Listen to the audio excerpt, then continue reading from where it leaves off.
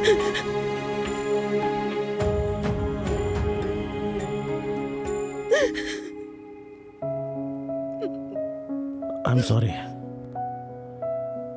sorry ಅನು.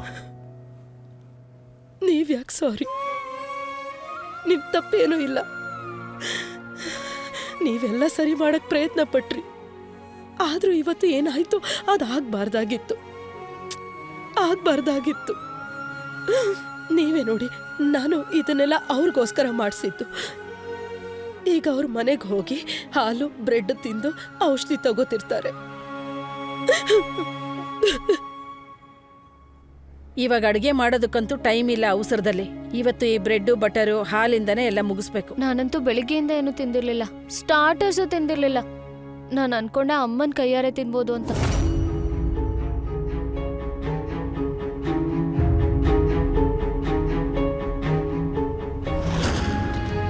Mister ವನ್ರಾಜಿಗೆ ಹೇಳು, Mrs ಮೆಹತಾಗೆ ಸಾರಿ ಹೇಳೋದಕ್ಕೆ.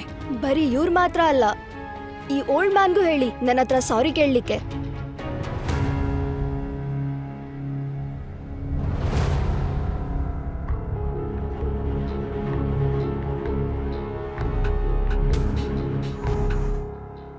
ಪ್ರೀತಿ, ಪರಿಚಯ, ಅಗಾಧವಾದ ಗೌರವ, ಒಬ್ಬ ಗಂಡ ಕೊಡೋದನ್ನೆಲ್ಲ ನೀವು ನನಗೆ ಕೊಟ್ಟಿದ್ದೀರಾ,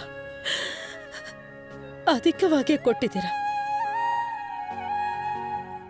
ಆದ್ರೆ ನಮ್ಮ ಊಟ ಎಲ್ಲ ಆದ್ಮೇಲೆ ಜೇಬಿಂದ ಕಿತ್ಲೆ ಮಿಠಾಯಿ ತೆಗೆದುಕೊಡೋದು, ಆ ಪೆಪ್ಪರ್ಮಿಂಟ್ ತೆಗೆದುಕೊಡೋದು, ಅದು ಒಬ್ಬ ಗಂಡ ಅಲ್ಲ, ಕೇವಲ ಒಬ್ಬ ತಂದೆ ಮಾತ್ರ ಮಾಡೋದು.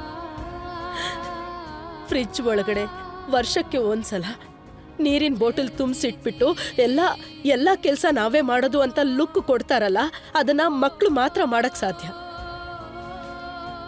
ಹೊಗಳಿಕೆನ ಕೊಂಕು ಮಾತಲ್ಲಿ ಸುತ್ಕೊಂಡು ಅತ್ತೆ ಮಾತ್ರ ಹೇಳಕ್ ಸಾಧ್ಯ. ನನಗ ಕೊಂಕು, ಆ ಲುಕ್ಕು, ಆ ಹುಳಿ ಎಲ್ಲ ಬೇಕು. ಎಲ್ಲ ನಾನ್ ಮೊದಲು ಕನ್ಸು ಕಾಣಕ್ಕೆ ಹೆದರ್ತಿದ್ದೆ. ಆದ್ರೆ ನೀವೇ ಕಲ್ಸ್ಕೊಟ್ರಿ. ನೀವೇ ಧೈರ್ಯ ತುಂಬಿದ್ದು ಕನ್ಸು ಕಾಣು ಅಂತ. ಈಗ ನನಗೆ ಕನ್ಸು ಕಾಣೋದು ಇಷ್ಟ ಆಗತ್ತೆ. ನನ್ನ ಕನ್ಸು ಏನಂತ ಗೊತ್ತಾ? ನನ್ನ 2 ಕುಟುಂಬಗಳು ನನ್ನ ಹತ್ರ ಇರಬೇಕು ಅನ್ನೋದು. ನೀವು ಯಾವಾಗಲೂ ಹೇಳ್ತಿರ್ತೀರ, ನನಗೆ ಸಿಕ್ಕಿದ್ದನ್ನ ಯಾಕೆ ಒಪ್ಕೊಂಡ್ಬಿಡ್ತೀನಿ, ಯಾಕೆ ಹಠ ಮಾಡಲ್ಲ ಅಂತ. ಆದ್ರೆ ಇವತ್ತು ಹಠ ಮಾಡ್ತಿದ್ದೀನಿ.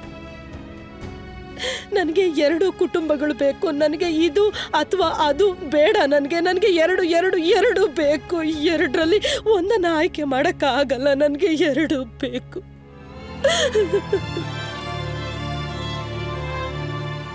ಅನು, ನಮ್ಮ ಲೇನ್ನಲ್ಲೇ ಒಂದು ಬಂಗ್ಲೆ ಮಾರಾಟಕ್ಕಿದೆ. ನಾನು ಯೋಚಿಸ್ತಾ ಇದ್ದೀನಿ ಅಣ್ಣ ಹಾಗೂ ಅದಕ್ಕೋಸ್ಕರ ಅದನ್ನು ತಗೊಳ್ಳೋಣ ಅಂತ.